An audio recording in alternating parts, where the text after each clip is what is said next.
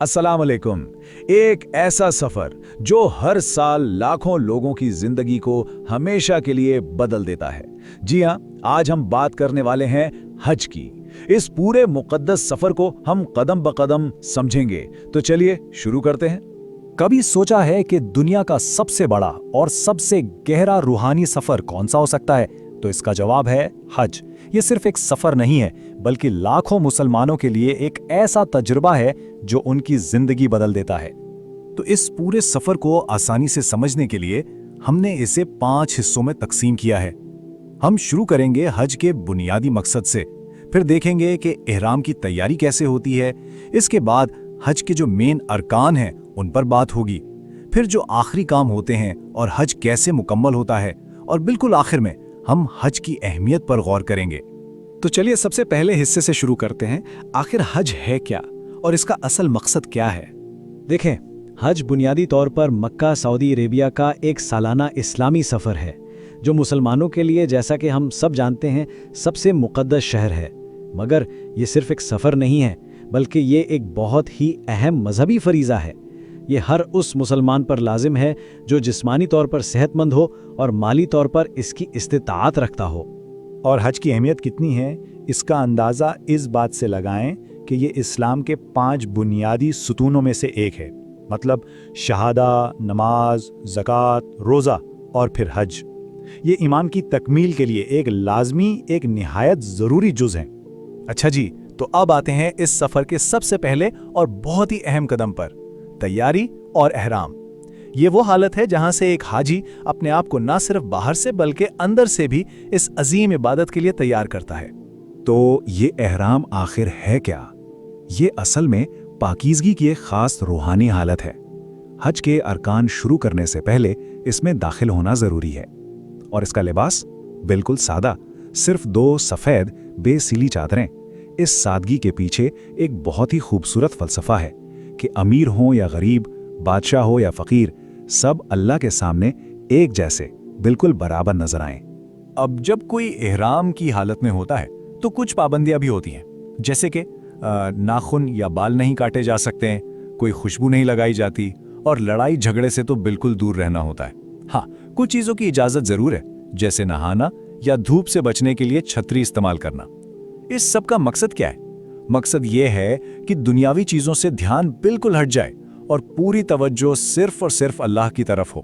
तो अब हम पहुंच गए हैं हज के बिल्कुल मरकज में, उसके दिल में, यानी हज के बुनियादी अरकान।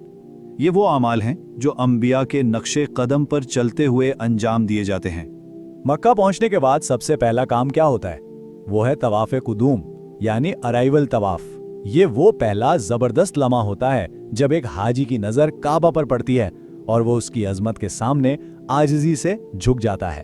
तवाफ करने का एक खास तरीका है। शुरुआत होती है हजरे अस्वद से, फिर काबे के गिर्द, याद रखें काउंटर क्लॉकवाइज, यानी घड़ी की उल्टी सिमत में पूरे 7 चक्कर लगाए जाते हैं। 7, पूरे 7 चक्कर। और इस 7 के अदद में भी एक गहरी अलामत है। जिस तरह ये पूरी कायनात अपने मरकज के गिर्द गर्दिश कर रही है ना, बिल्कुल उसी तरह एक मोमिन की जिंदगी का मरकज और महवर अल्लाह का घर यानी काबा है। तवाफ के बाद अगला अहम रुकन है साई। साई क्या है? ये सफ़ा और मरवा 2 पहाड़ियों के दरमियान तेजी से चलने का अमल है, और ये उस तारीखी वाक़े की याद ताज़ा करता है जब बीबी हाजरा अपने प्यासे बेटे हज़रत इस्माइल अलैहिस्सलाम के लिए पानी की तलाश में बेताबी से इन्हीं पहाड़ियों के दरमियान दौड़ी थी। ये साई सफ़ा की पहाड़ी से शुरू होती है, मरवा तक जाती है और फिर वापस। इस तरह यह अमल पूरे 7 बार दोहराया जाता है। यह असल में एक माँ की बेपनाह कोशिश और अल्लाह की रहमत पर उसके कामिल यकीन की एक जिंदा मिसाल है। इससे बड़ा सब्र और उम्मीद का सबक और क्या हो सकता है? अच्छा, अब आते हैं हज के सबसे अहम, सबसे ज़रूरी दिनों पर। पूरा टाइमलाइन समझते हैं।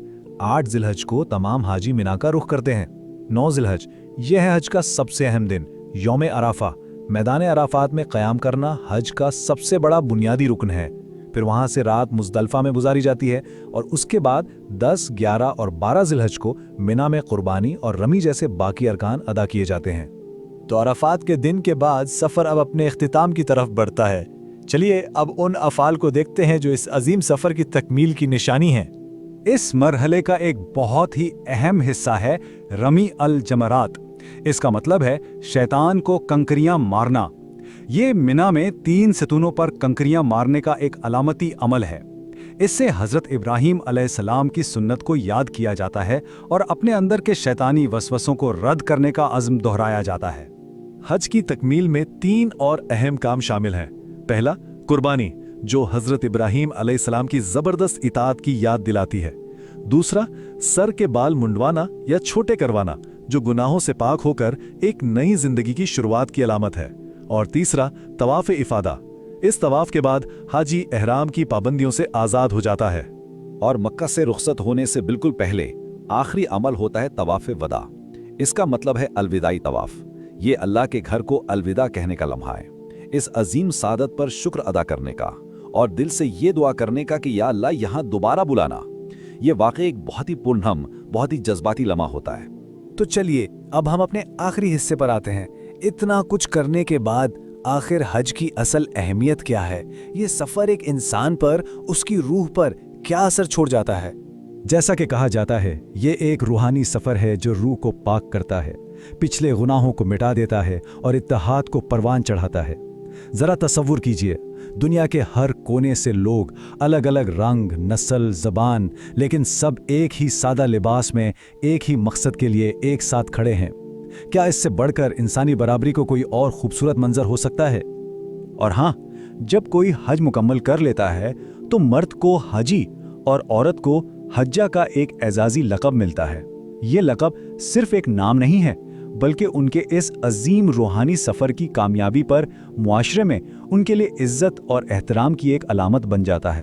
तो हम इस पूरी गुफ्तगू को इसी एक सवाल पर खत्म करते हैं, आखिर कैसे चंद दिनों का ये सफर एक इंसान को पूरी जिंदगी के लिए बदल देता है। शायद इसका जवाब लफ्जों में नहीं मिल सकता, इसका जवाब सिर्फ वही दे सकता है जिसने इस एहसास को, इस सफर को खुद जिया हो।